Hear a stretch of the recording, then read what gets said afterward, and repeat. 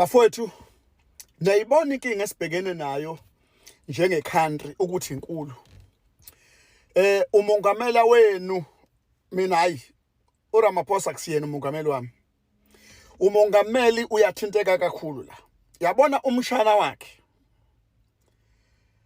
ukhwabanise 2 something billion esibhedlela saseThembisa.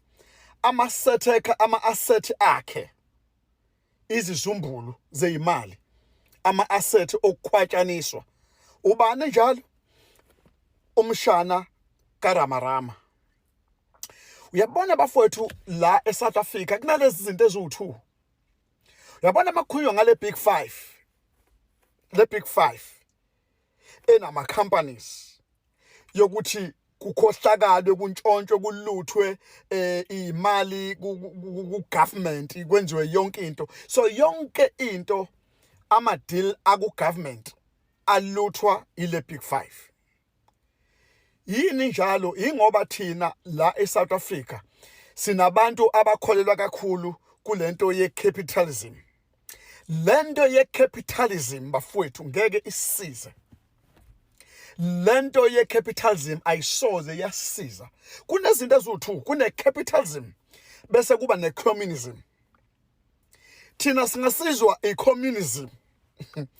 Into ezosisiza eSouth Africa ukuthi sikhohle ukuthi sizothi hayi ngoba nakhu lo ubani urich indaba yerand sicabange ngendaba yerand ukuthi kufanele senzeni.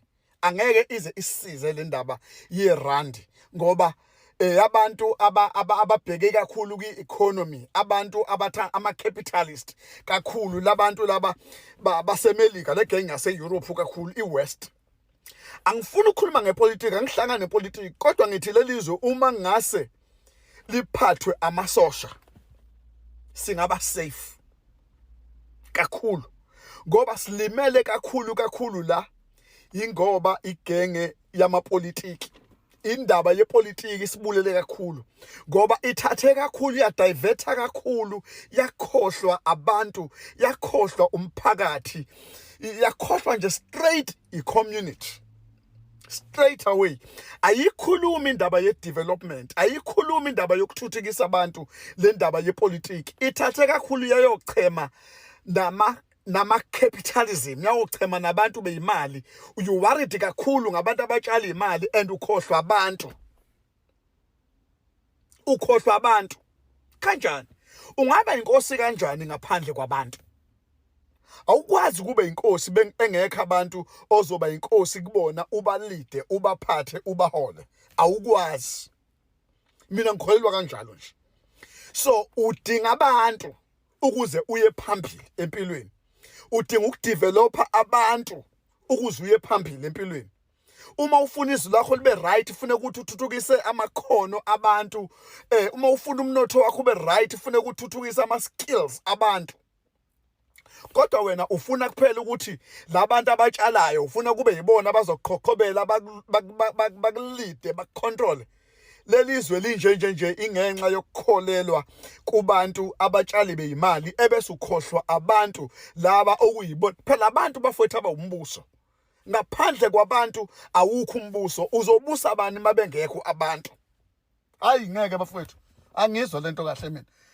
Le ndaba yepolitiki ezodiverta yonke into, idiverta abantu, ibathatha abantu yobabeka ehlathini, ikhohlwa abantu. Kanti mangabe udevelop abantu uzokwazi ukufinyelela ufuna ukuya khona. Bhekani izwe njengeBurkina Faso. Izwe njengeBurkina Faso manje lifocuse more kwilento ye-communism.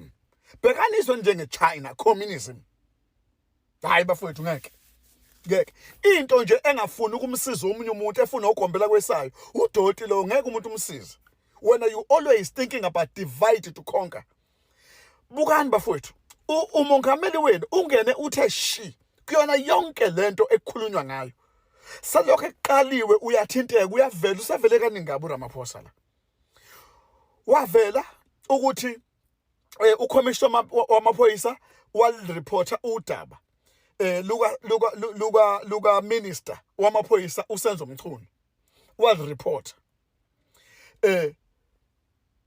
wangenza lutho uRamarama ngalo. So ke manje yini efuneka yenzeke nanku manje SIU ivezile ukuthi umshana kaRamarama uinvolve ekuluthweni kwesibhedlela saseThembisa u2 point something billion.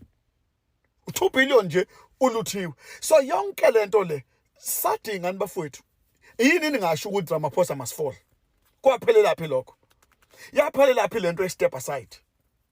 Yini indaba lo minister umchunu wanikezwa ukuthi akathathi ikhefu? Dlalwa ngathi la. Scam yonke lento.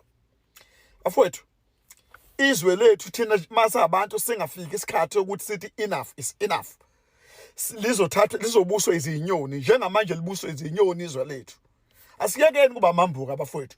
We must stand up silwele izwe lethu. We must fight for what is right. We must fight for our right. Sithi enough is enough. Uma ningaboni yabona abafowethu nina nikwipolitiki angilwi nani. Ayikabi inganza kwethu. Ngilwi nani? Anginankinga nani nabafowethu nabakwethu kulungeleni right. Kodwa funeke bafowethu sibuyele emasosweni sihlale kahle nibone ukuthi konakalile. Njengamanje ipolitiki ngeke sasisa ndawo. Asihlaleni bafowethu kahle, asithatheni izwe lethu libuyele kuthina ke siphathwa amasosha for 10 years. Uma uphela u10 sibone ukuthi kuhamba kanjani se right yini. Kodwa zonke izinto engezethu ezimbiwa phansi funeke zibuyele kuthina sisicontrol thina zona. Sikhohlwe labantu abatshali bezimali ngaphandle sisiphathele thina izwe lethu and then sibone siya kanjani phambili. Uma kuukuthi siyanidinga khona ubuhlakani esinidingayo kodwa ubuhlakani benu busubmitheni lapha emasosheni. Le ndaba ye capitalism ayisoze yasisiza lelizwe. Khathele indaba ye capitalism ayisizi. Nampo North Korea no ba no Cuba no China no Russia baphila kahle. Abanankinga. Bukani ba develop kanjani ngoba wonke umuntu une skill.